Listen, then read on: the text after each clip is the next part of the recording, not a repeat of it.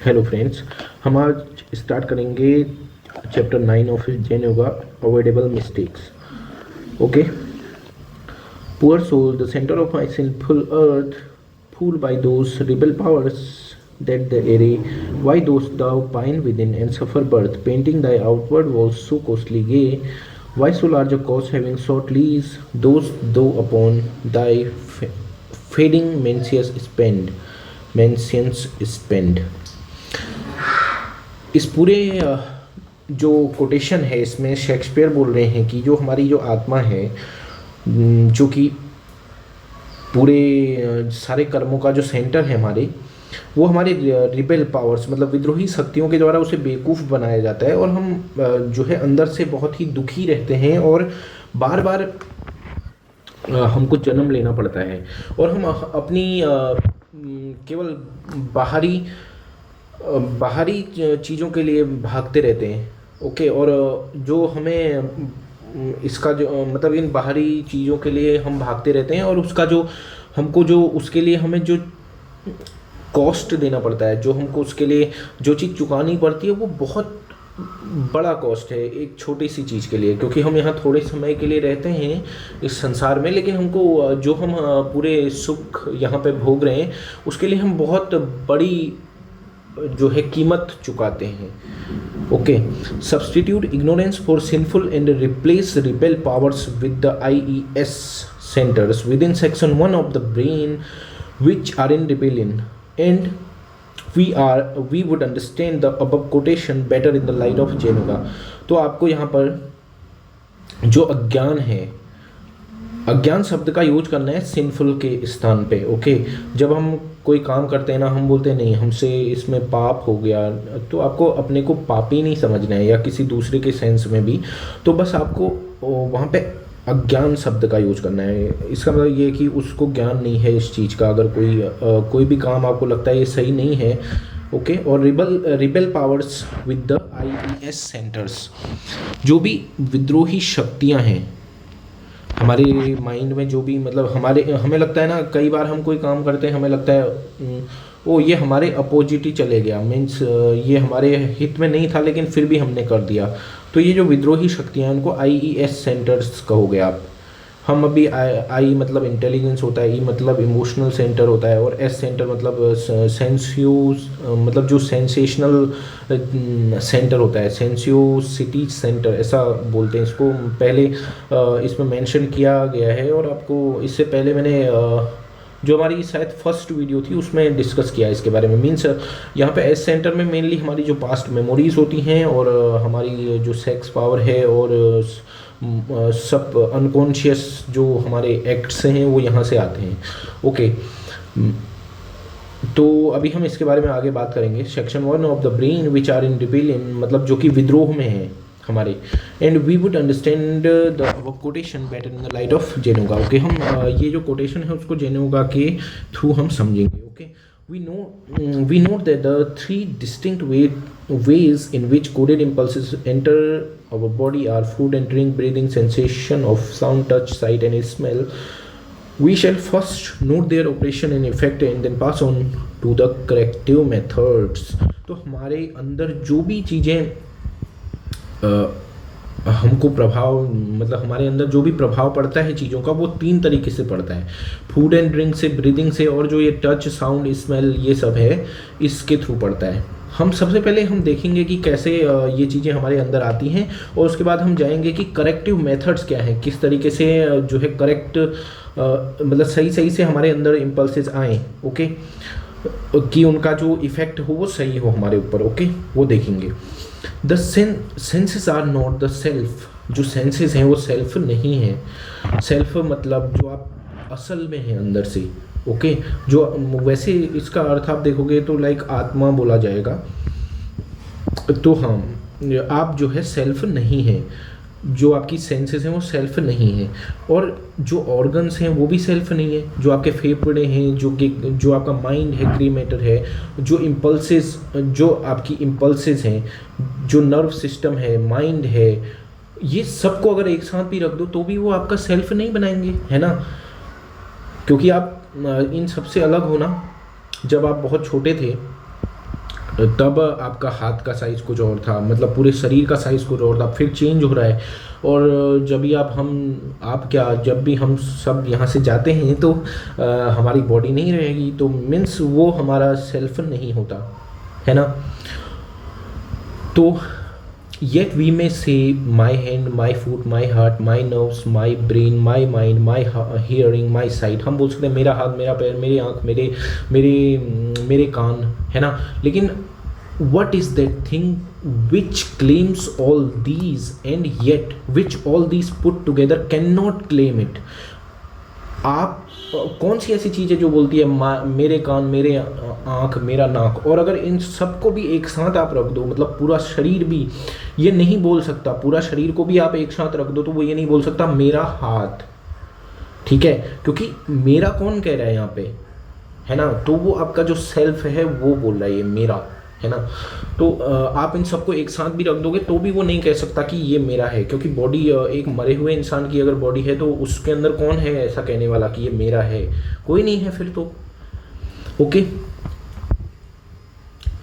all these and yet which all these put together cannot claim it, let us give a more descriptive word for it and claim it the chairman।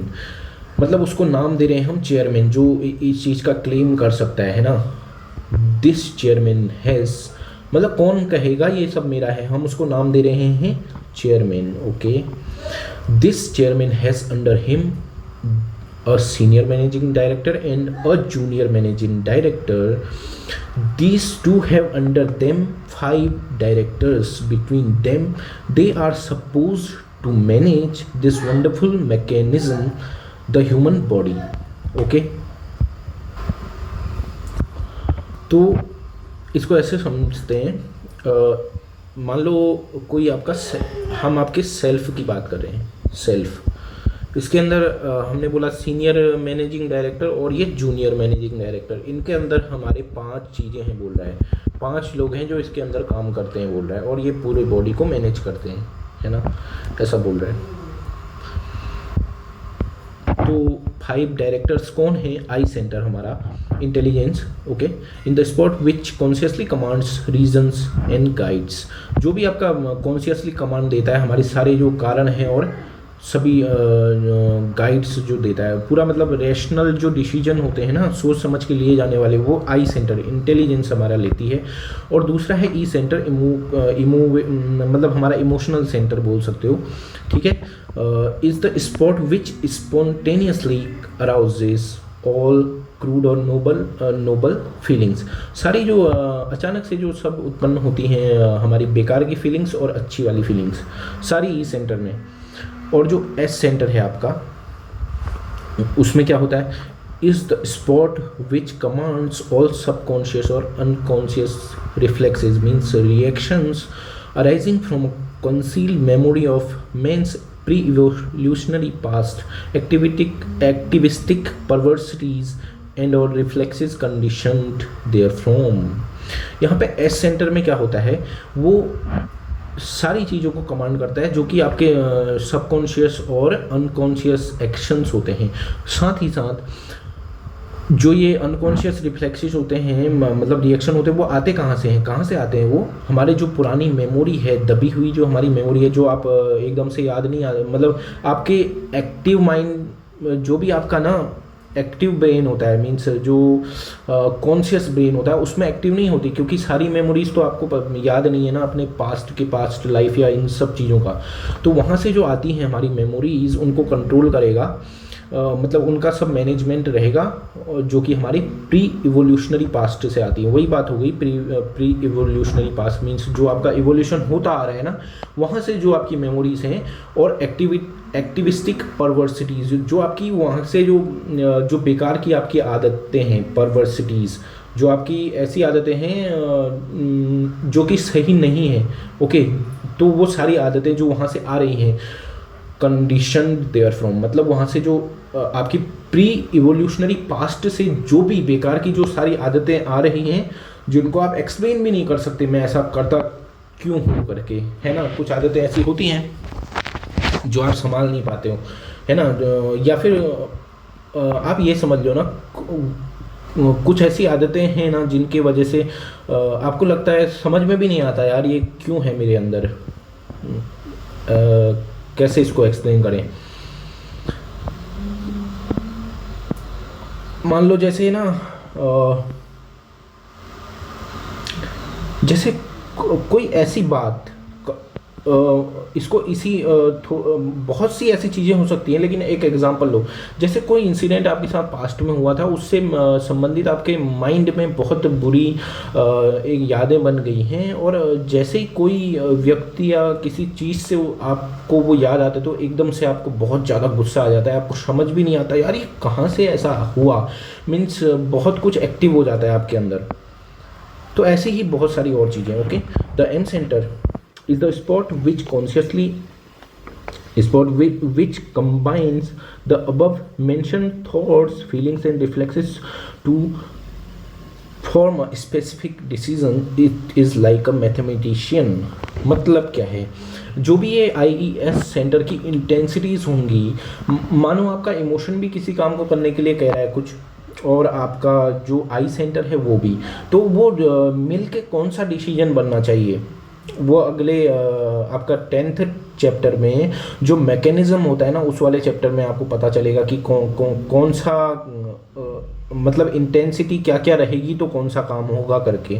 तो मतलब वो सारे इन जो centres के अंदर जो चल रहा होता है ना, उसका जो भी कैलकुलेशन है और उसके बाद जो भी एक्शन बनना चाहिए वो सब आपको एम सेंटर बताएगा। ठीक है, the intuitive centre, we can say intuitive. और ये जो सेंटर है ना पांचवा, ये आपका कहाँ से आ रहा है, ये क्या है कि हमने पहले बात की थी ना, जो सेक्शन आपका सेकंड जो सेक्शन होता है वहाँ पे आपके उसके दो पार्ट होते हैं। पहला तो जो हमारी बायोलॉजिकल एक्टिविटीज़ होती हैं उनको कंट्रोल करता है, और दूसरा वाला जो होता है वो इंट्यूशन को देखता है। आपका जो अंदर इंट्यूशन होते हैं, मतलब कोई चीज़ पहले से हो जाता है, पता चल जाता है, या बहुत सी ऐसी चीज़ें जो पावर्स हैं उनका कंट्रोल लगता है। तो अभी हम इस वाले की बात कर रहे हैं जो बायोलॉजिकल है। ठीक है, कंट्रोल जिस पे है। Okay, is the spot which takes care of all unconscious biological functions within our body and is responsible for the internal repair and maintenance work, the working of heart, lungs, circulation, digestion, secretion, extortion, etc. All these processes are mercifully kept outside the jurisdiction of the other centers, which are subject to erratic behavior in an average person। तो ये spot है हमारे mind में, जो भी आपके biological functions होते हैं जो आपको कॉन्शियसली पता भी नहीं होते, हमारे बॉडी के अंदर जो भी चल रहा है। ठीक है, और जो इंटरनल रिपेयर होता है, ठीक है, और सारा मेंटेनेंस वर्क सब ये होता है। ठीक है, संभालता है हमारे हार्ट की जो हार्ट बीट है ये सब। ओके, जो ब्लड सर्कुलेशन, ऑल दीज। ठीक है, और जो ये सारी प्रोसेस हैं ये आपके जो है सौभाग्य से आपके जो नॉर्मल सेंटर्स हैं ना IESM उनके अधिकार से बाहर रखी गई हैं। और अच्छा ही है, क्योंकि IESM तो बैलेंस होते नहीं हैं सारे एवरेज पर्सन में, है ना। तो उनका जो बिहेवियर होता है वो असंतुलित होता है, क्योंकि अगर इनके अधिकार क्षेत्र में आते तो सब कुछ असंतुलित हो जाता। Okay, all activities of this center are looked after by one subsection, one half of the center, the other subsection of the other section or the other half we shall examine later।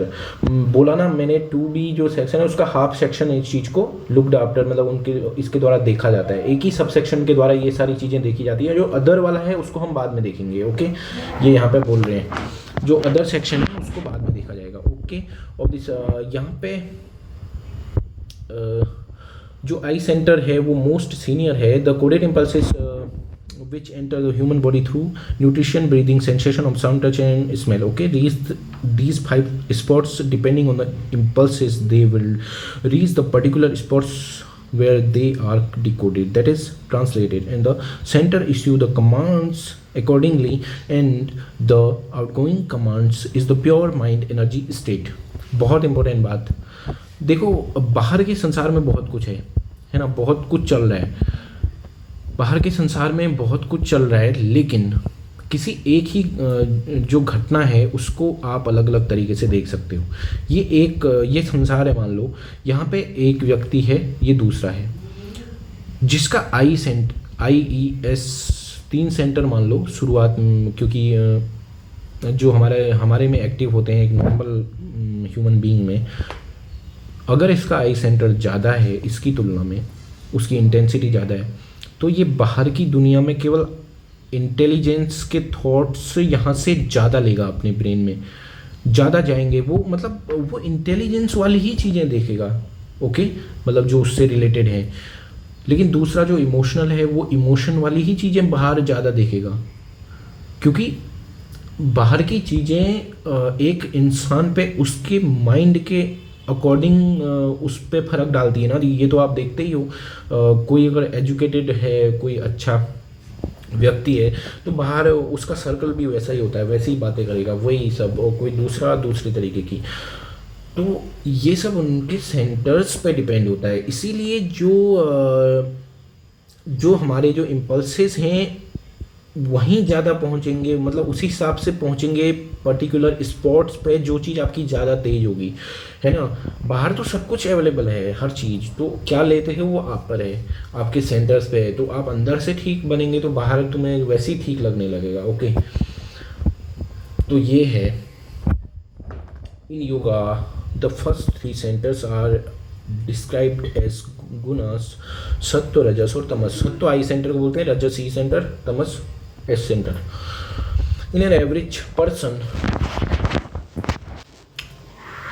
चलिए इसको हम next video में देखेंगे, अभी के लिए इतना ही, okay.